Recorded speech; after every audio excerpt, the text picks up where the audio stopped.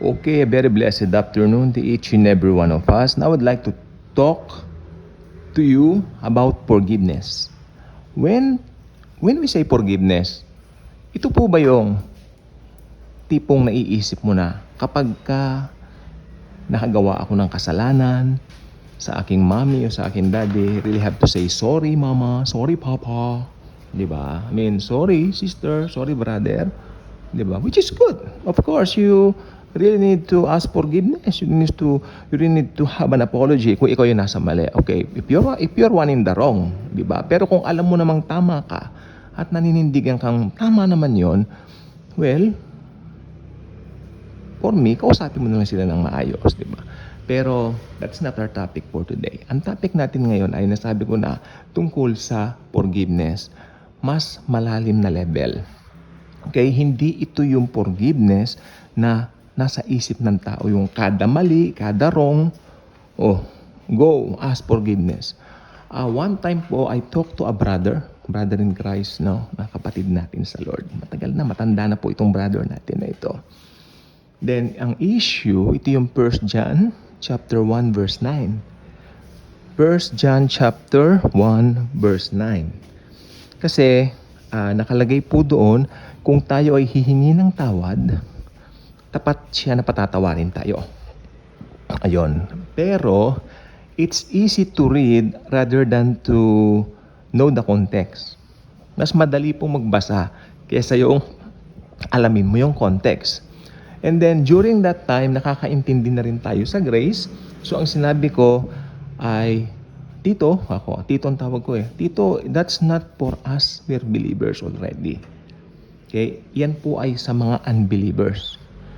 No! Sabi niya sa akin. That's for us. Sapagkat we offended the Lord, we really need to say sorry. I mean, Angel, each time we offended Him, magsasabi tayong sorry? Yes! Siyempre, hindi tayong patawad, sabi niya. So, nakakalungkot na hindi niya alam yung forgiveness. No? Ang 1 John chapter 1 verse 9 ay hindi po sa ating mga believers. Yung sulat po na 1 John, actually, para po yan sa mga Judeo-Christian, sa mga Hudyo na Kristiyano. Tayo po, Gentiles tayo eh. Kaya meron po tayong rightly dividing the scriptures. Yan po ay para sa mga Judeo-Christians. Pero okay lang. Sige, ipasok mo na kasi nandun naman yung word na Christian. So, tignan natin. Para sa Kristiyano ba yan? Hindi. Yun po ay para sa unbelievers. Kaya nakalagay doon so that our joy may be full kung nakakilala rin kayo kay Lord. Parang ganun yung gustong ibato ni Apostle John doon sa mga readers niya, sa mga audience niya. Kung papansinin niyo kasi, yung 1 John chapter 2, nagbago yung tono niya eh. Di ba? My children, kanan niya. Sabi niya na, my children. Yun, mga believers na ang kausap niya. Kaya dapat dinidivide natin yung scriptures.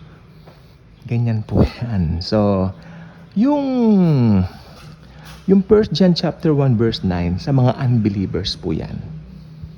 Okay, may mga nai-invite silang unbelievers sa congregation, then dumarating, pag nagsasama-sama yung mga Christians, may mga naiimbitahan sila. Kaya sabi niya, so that our joy may be full, kung kayo rin ay mananampalataya.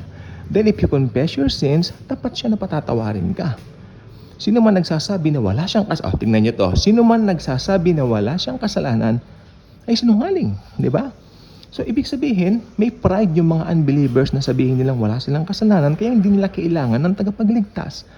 O kailangan nila yung kaligtasan na tanging Panginoong Kristo lamang makapagbibigay upang magkaroon ng kaligtasan ng kanilang mga kaluluwa. Sapagkat sa kanila, masyado nilang pinaninindiganan yung, hey, mahusay kami, siguro may religion sila, maybe, mga ganyan ang kanilang pinagmamalaki. Pero, ito pong katotohanan dito, yung 1 John chapter 1 verse 9, it's not for believers. Para yan sa mga naiimbitahan nila mga tao, kasi mga Judeo-Christians po itong mga to eh. Kaya, yes, para po sa kanila ito. Sa mga Hudyo po talaga isinulat ito, mga Hudyong naging Kristiyano. So, hindi po tayo dito, Gentiles tayo kung tutusin, pero for the sake of basahin na rin natin kasi mga Kristiyano rin po tayo. No? So, applicable din naman sa atin to in some sense. Okay, pero kung titignan mo yung konteksto, sa mga Judeo-Christians po talaga, isinulat to ni Apostle John. Kaya sabi ko po, mag-iingat po tayo sapagkat sometimes yung mga binabasa mo, hindi ko mo nakasulat yan, pupulutin mo sa'yo. Kung Kristiyano ka dapat, ano yung covenant mo.